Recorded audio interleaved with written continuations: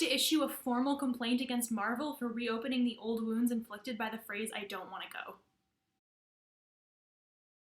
So yeah, I just saw Infinity War. All in all, I really liked this movie. It did have problems, of course, and I'm going to talk about those as well, but I thought this was a really good movie in general. I'm gonna keep everything relatively spoiler-free for the first part of the review, and I'll let everyone know when I'm kind of veering into spoiler territory, so you can click away if you haven't seen the film yet. First of all, it was really cool to see the way that all of the characters from the different movies interacted with one another. They made really good use of everyone's powers, and it was really neat to see how all of the different superpowers combined and interacted with each other in really neat ways. There was this one action moment with Bucky and Rocket Raccoon that I'm still thinking about.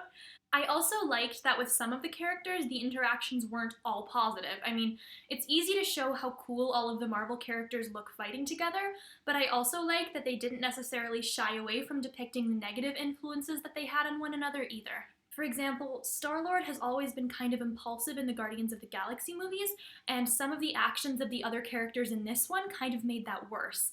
I'm glad that we got to see the ugly side of those interactions too, since it's consistent with what we know of these characters and added a little bit of much-needed realism. Some of the characters definitely got way more focus than the others, though. They made really good use of Doctor Strange, Iron Man, the Guardians of the Galaxy crew, but we didn't really get an inner look into some of the other characters like Black Widow or Captain America. That is kind of inevitable though when you have a big movie like this, especially given how long the movie already was, but given that some of the characters that got kind of ignored were main Avengers, it did feel a little bit weird. Generally though, even though not all of the characters got a ton of focus, I still thought that the characterization for them was really good from what we did see, except for Shuri. I kind of got the vibe in Black Panther that she's sort of goofy and playful, and we didn't really get to see that side of her in the movie.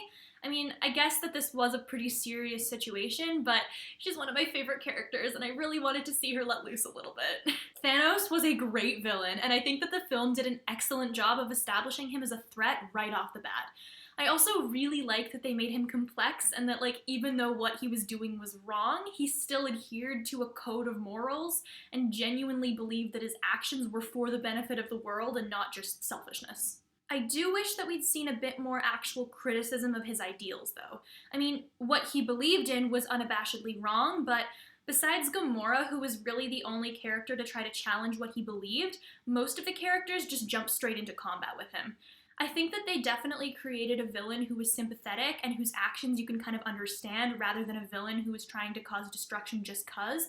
But I think that when you're trying to go for something a little bit deeper like that, you should definitely kind of meet them on that level and challenge those ideas. There are a lot of legitimate counters that debunk what he was trying to do, so I just wish that we had gotten into some of that deeper stuff instead of just rushing into combat right away. It's definitely possible to do both well, seeing as Marvel's given us some really sympathetic and well-written villains like Magneto and Killmonger without sacrificing quality in those other regards. So I wish they'd done that a little bit more.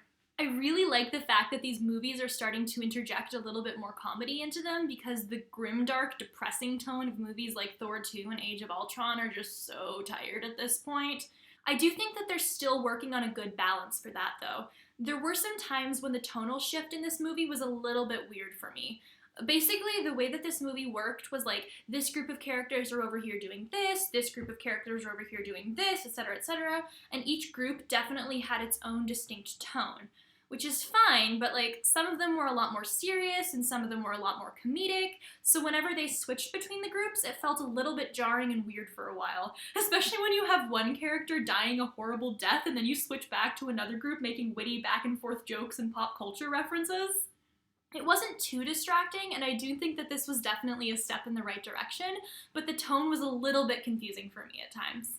Finally, in terms of non-spoilery stuff, I loved the visuals in this movie. It was a little bit heavy on the CGI, given that many of the Marvel characters are CGI characters, but I actually didn't mind that at all because they managed to use it to create these really beautiful alien worlds and these really amazing action sequences.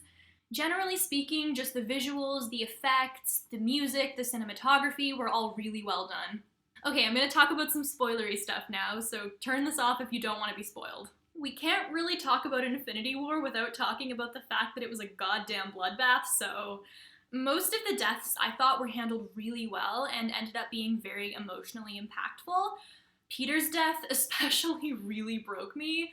The writing and the acting in that scene were absolutely phenomenal, and you could really see the fear and sadness that both Peter and Tony were feeling. Like, fuck, dude, he's a 15-year-old kid! His last words were him apologizing to his hero because he thought he let him down.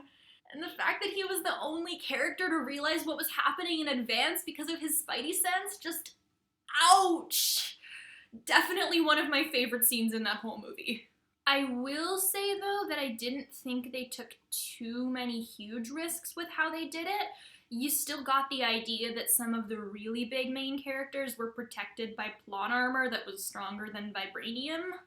For example, in the very first scene of the movie, Thanos kills off a bunch of Thor side characters, and we get a sort of death fake-out with Thor, but like, it's Thor. We know they're not gonna kill Thor at the very beginning of an Avengers movie. They're just not. And they didn't kill off any of the main Avengers either. Not that they had to or anything, but it still almost felt like they were playing it kind of safe by only killing off the side characters. Also, as much as the deaths were really fucking emotional, because of the characters that they chose to kill off, you kind of know that it's gonna be reversed, which cheapens it a little bit. I mean, we know that T'Challa and Peter aren't gonna stay dead because their franchises both have sequels in the works, and like, you could technically set those sequels before Infinity War, but we all know that they're just not gonna do that. Even so, they still did a really good job with the death scenes. One of the very few things that I straight up didn't like about the movie was the way they handled the Hulk's character.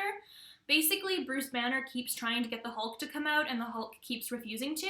Maybe he's afraid because he doesn't think he can beat Thanos or something. This happens multiple times, and you're kind of thinking it's going to be set up for a really great payoff in the end when the Hulk comes out and kicks ass, and it's building up to it, and it's building up to it, and it just never happens. Maybe they were trying to show that Bruce has value on his own without needing to rely on the Hulk, but we kind of already knew that, so it ended up just being disappointing without any real payoff. Other than that, I really loved this movie, and I think that some of the faults with it were pretty unavoidable given the sheer scale that it was working on. And after the second Avengers movie really let me down, it was so nice to be able to see an Avengers film that was cool, well-written, emotionally impactful, and left me wanting more despite how much it delivered. This movie may have broken my heart and my bank account, but I enjoyed almost every minute of it.